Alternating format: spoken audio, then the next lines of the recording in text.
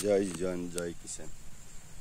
মই আজি আপোনালোকক দেখুৱাই আছোঁ কৃষি দেশৰ অৰ্থনীতিৰ মূল লাই সূতা। কৃষি অৰ্থনীতিয়ে কৃষকে দেশৰ অৰ্থনীতিত মূল আহিলা যোগাই আছে। আপোনাৰ মই দেখুৱাই আছোঁ এই কৃষিভূমি, আপোনাৰ দেখুৱাই আছোঁ এই অতুলৰ কৃষিভূমি,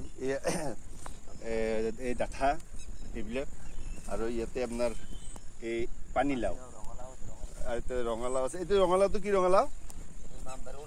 এইটো অৰ্জুন লাও, এইটো এইবিলাক অৰ্জুন, এইটো পানীলাও, এইটো ডাঠা। আৰু আপোনালোকক দেখুৱাই আছোঁ এই শস্যই আপোনাৰ জীৱনদায়িনী। আপোনাৰ ইয়াতে কোনো টকাৰ প্ৰয়োজন, টকাই ইয়াতে কোনো কাম নিদিয়ে। কৃষিভূমিক আপোনাৰ সংৰক্ষণ দিয়ক, কৃষকক আপোনালোকে যেনেকৈ হওক কৃষকক আপোনাৰ উদ্ধত ৰাখক, কাৰণ কৃষক নহ'লে আপোনাৰ দেশ কেতিয়াও আপোনাৰ স্বচ্ছল হ'ব নোৱাৰে। দেখুৱাই আছোঁ এইবিলাক পালেং, এইটো ধনিয়া। এই কৃষকে আপোনাৰ দেশৰ আপোনাৰ মেইন হেৰি। আপোনাৰ এই লাও, এই পানীলাও, ৰাও, এনেকুৱা মই দেখুৱাই আছোঁ।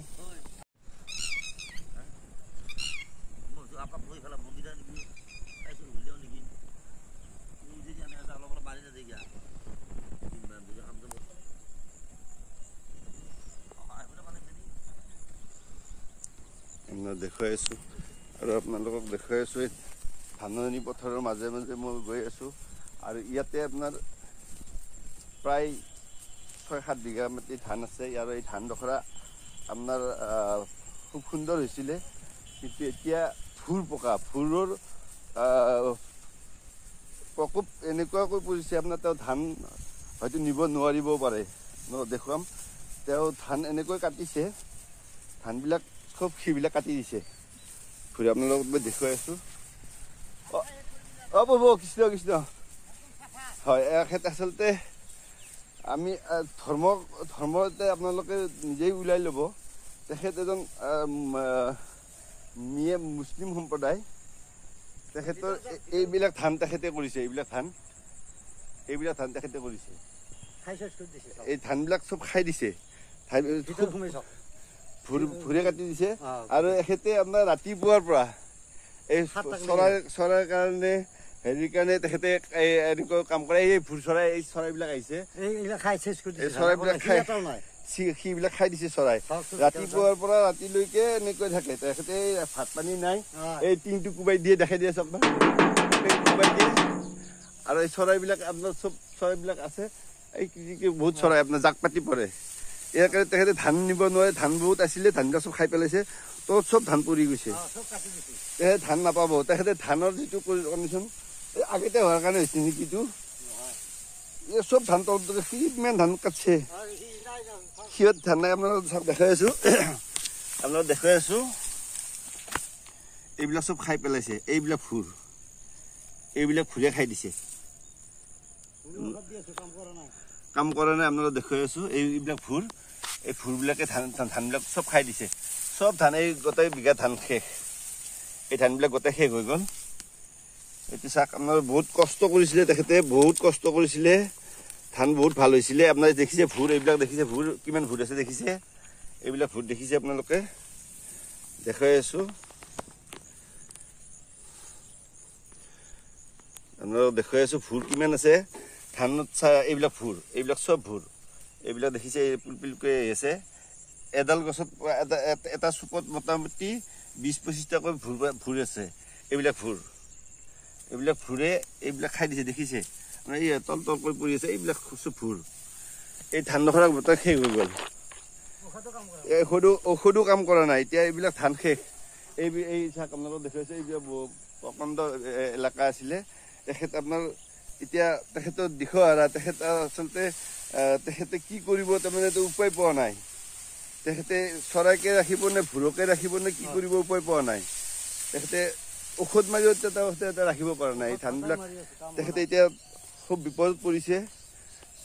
কি কি কি উপায় পোৱা যায় তেখেতে পোৱা নাই, ঔষধ মাৰিছে পোৱা নাই, চৰাইৰ পৰা ৰক্ষা পোৱা নাই। এয়া দেখাই আছোঁ তেখেতৰ ধাননি পথাৰ দেখাই আছোঁ। কিন্তু আচলতে তেখেতে যিটো ভাবিছিলে এই মাটিত আচলতে 30-35ৰ পৰা আশা আছিলে ধানৰ শিবিলাক দেখিছে, কিন্তু ধানৰ শিবিলাক নোহোৱা হৈ গৈছে। এয়া চব কাটি দিছে, চব এইবিলাক কাটি দিছে। দেখাইছোঁ এই ধান শিবিলাক নোহোৱা হৈ গৈছে, তলখনটো চব ভৰ্তি হৈ গৈছে। ইয়াতে আপোনাৰ গোটেই ধাননি পথাৰ, এয়া গোটেই ধাননি পথাৰ দেখাই আছোঁ। এই ধাননি পথাৰত আপোনাৰ এইটো প্ৰথম ওলাইছিলে, তাৰমানে আগতীয়াকৈ আপোনাৰ এডভান্স ওলাইছিলে। এডভান্স হোৱাৰ কাৰণে ইয়াতে চৰাইৰ প্ৰকোপৰ পৰা আৰু পোকৰ প্ৰকোপ বহুত হৈছে, যাৰ ফলত তেখেত আচলতে দিশহাৰা হৈছে। তেখেতক অনুৰোধ, যেনেকৈ আপোনাৰ ইঞ্চুৰেঞ্চ ছেক্টৰত আছে, ইঞ্চুৰেঞ্চ ছেক্টৰ যিটো আছে,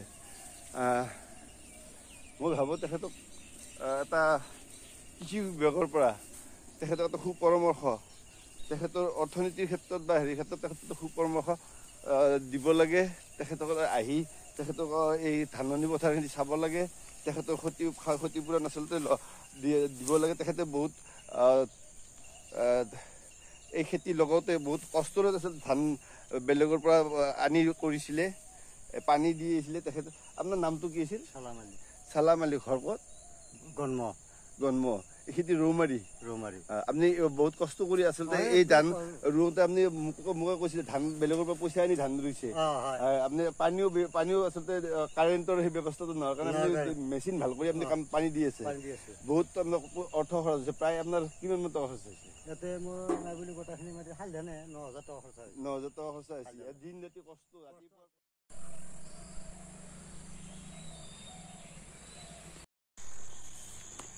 জয় জোৱান জয় কিষাণ। কৃষক দেশৰ অন্নদাতা। এয়া আপোনালোক দেখুৱাই আছোঁ, এয়া ধাননি পথাৰ। এয়া ধাননি পথাৰ।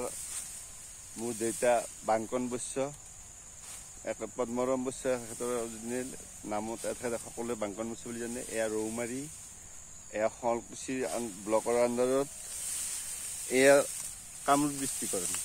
এয়া ধানডোখৰ আগতীয়াকৈ আচলতে কৰা গৈছিলে। আগতীয়াকৈ কৰাৰ বিনিময়ত ধানটো আপোনাৰ পথাৰত ধান বেলেগৰ ওলোৱা নাই। এইখিনি আগতীয়া হোৱাৰ কাৰণে ইয়াতে আপোনাৰ ভুৰ পোকৰ পৰা, চৰাইৰ পৰা সকলো ইয়াতে আচলতে পৰিছে। আপোনাৰ এইবিলাক দেখিছে, আপোনাৰ এই চৰাই ধানবিলাক খাই দিছে আৰু ভুৰৰ উৎপাতত আচলতে এই ধানবিলাক কাটি দিছে। কাটি ধানবিলাক তলত পৰি গৈছে, বহুত ধান তলত পৰি গৈছে। আৰু যাৰ বিনিময়ত আচলতে কাটিবৰ হোৱা নাছিলে আৰু এসপ্তাহমান থাকিব লাগিছিল, কিন্তু এতিয়া উপায় নাই। চৰাই কাটি আছে, ভুৰে কাটি আছে, যাৰ বিনিময়ত আচলতে হেৰি কৰিছে। আৰু মোৰ লগত আছে চন্দন বৈশ্য আচলতে ধান কাটি আছে, তেওঁ নিজে কৰিছে আনৰ লগত। এতিয়া তোমাৰ নিজে কৰিছে ন, আনৰ লগত একেলগে কৰিছে।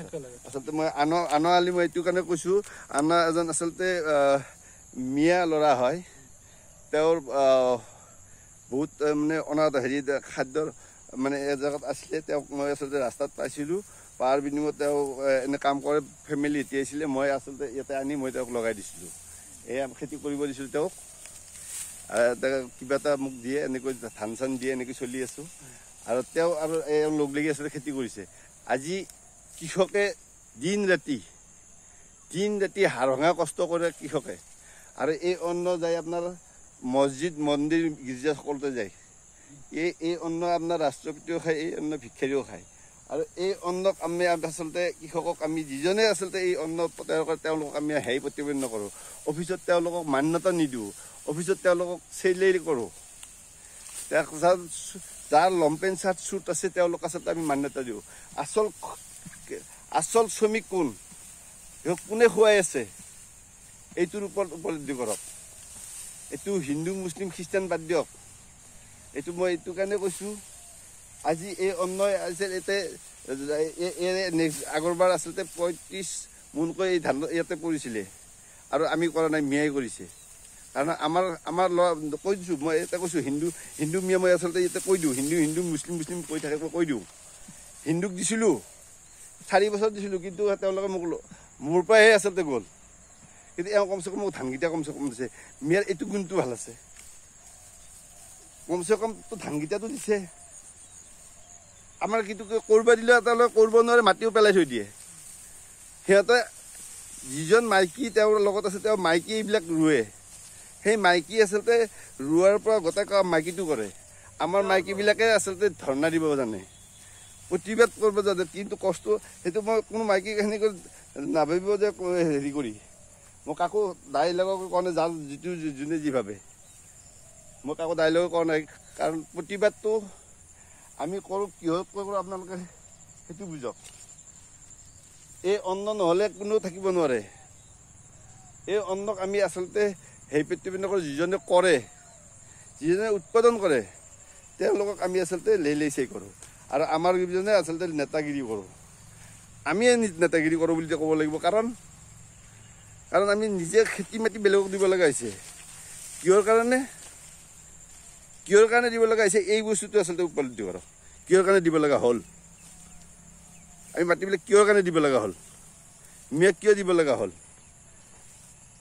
এইটোতো আপোনালোকে উপলব্ধি কৰক যদি নাজানে মই পিছত এনচাৰটো কৈ দিম বাৰু এইটো আমি উজ্জ্বল ৰাখি দিলোঁ কাৰণ ইয়াতে বহুত কথা আছে চন্দ্ৰ কোৱাচোন কথাটো অলপ কৈ দিয়া পোক আৰু ধান এইটো যে কাটিব লগা হ'ল আজি তুমি ধৰা আচলতে এসপ্তাহ কাটিব লগা হোৱা নাই এসপ্তাহমান আৰু থাকিব লাগিছিল থাকিব লাগিলে এতিয়া এটা এনেকুৱা অচিনাকি পোক কলা ফুল পোকৰ দৰে মই পাইছোঁ কলা মই পাইছোঁ এই পোকটো তাৰমানে সিটোৰ আগতে এইবিলাক দেখাই দিয়কচোন গোটেই খাইছে মই দেখিছোঁ মই সেইডোখৰ ধান গোটেই কৰি দিছোঁ এইবিলাক এইবিলাক চিঙি মানে এই থোৰৰ পৰা কাটি পেলাই দিয়ে সিহঁতে দিনত তলত থাকে আপোনাৰ দেখাই আছোঁ এই আপোনাৰ দেখাই আছোঁ আপোনালোকক দিনত হ'লে তলত থাকে এন্ধাৰ হোৱাৰ লগে লগে ওপৰত উঠি আহে মই আপোনাৰ ভিডিঅ' আপোনাৰ শেষলৈ দেখুৱাম মই শেষত দেখুৱাম বাৰু এইখিনি আছে পানী দিয়াৰ কাৰণে এইটো কম আছে পানী দিয়াৰ কাৰণে কম আছে য'ত পানী নাই আচলতে গোটেই ভূমিবিলাকে পৰি গৈছে আপোনাৰ য'ত ইয়াতে পানী আছিলে পানী থাকোঁতে অলপ কমি আছে এইবিলাক পানী আছে কিন্তু সেইটো চাইডত আপোনাৰ পানী নাই গোটেই ধানবিলাক খাই দিছে আপোনাৰ এইটো আচলতে কৃষকৰ যিবিলাক আচলতে চব এইবিলাক আচলতে ইঞ্চুৰেঞ্চ ছেক্টৰতো আহিব লাগে এওঁলোক আচলতে মেডিকেলি আচলতে তেওঁলোকক আচলতে কৃষকখিনি আনিব লাগে যেতিয়া মেডিকেলি তেওঁলোকে আচলতে হেৰি পায় এওঁলোক বহুত শ্ৰম কৰি টকা খুটত আনি এইবিলাক খেতি কৰে এওঁলোকে যিবিলাক কৰি আছে টকা খুটত আনে কাৰোবাৰ পৰা খুটত আনি পেলাই খেতিবিলাক কৰে ট্ৰেক্টৰ লাগে সাৰ লাগে কিবা লাগে প্ৰথমতে সেইটো মূলধনটো লাগিব তেওঁলোকৰ মূলধন নাই সেইখিনিতো তাৰমানে মই তেওঁলোকক হেল্প কৰি পেলাই কৰিব দিওঁ এনেকৈ তাৰমানে খেতি কৰি আছে আৰু এই ধান তেওঁলোকে বিকি আচলতে তেওঁলোকে খোৱা নাই ইয়াৰ পৰা আচলতে ট্ৰাকেৰে আহি ইয়াতে 35 মোন হেৰি এইবাৰ কিমান 150 মোন বিকছে নে 150 মোন বিকছে ইয়াৰ পৰা এই 150 মোন বিকছে এই ধানৰ পৰা মই আজিলৈকে মই খবৰে লোৱা নাই তাৰ কি বিকছি এইটো তেওঁতো আচলতে আমাকে খুৱাই আছে আমাৰ হেনুকে খুৱাই আছে কম্পাকে খুৱাই আছে কিন্তু আমি কাৰ ওপৰত আমি প্ৰতিবাদ কৰি আছোঁ কাক আমি কি কৰি আছোঁ আমাৰ মোৰ উদ্দেশ্যটো এইটোৱে যে কৃষিটো যিকোনো প্ৰকাৰে আপোনাৰ মাটি ভূমি কৃষিটো আপোনাৰ সংৰক্ষণ ৰাখিবই লাগিব ইয়াতে কোনো ইণ্ডাষ্ট্ৰি বা কোনো বস্তুৰ ইয়াতে যদি যিমানে পৰিব পলিউশ্যনৰ পৰা হওক প্ৰডাকশ্যনৰ পৰা সকলো আপোনাৰ লছ হৈ যাব এই চৰাই দেখা কিমান ভুৰ বতাহ চৰাই যিটো আপুনি আগতে পাইছিলে মোৰ ধান নাখাবি তোক দিম গোটা কৰাই এইয়া দেখিছে আপোনালোকে এনেকৈ চৰাইবিলাকে আপোনাৰ ধানবিলাক খাই আছে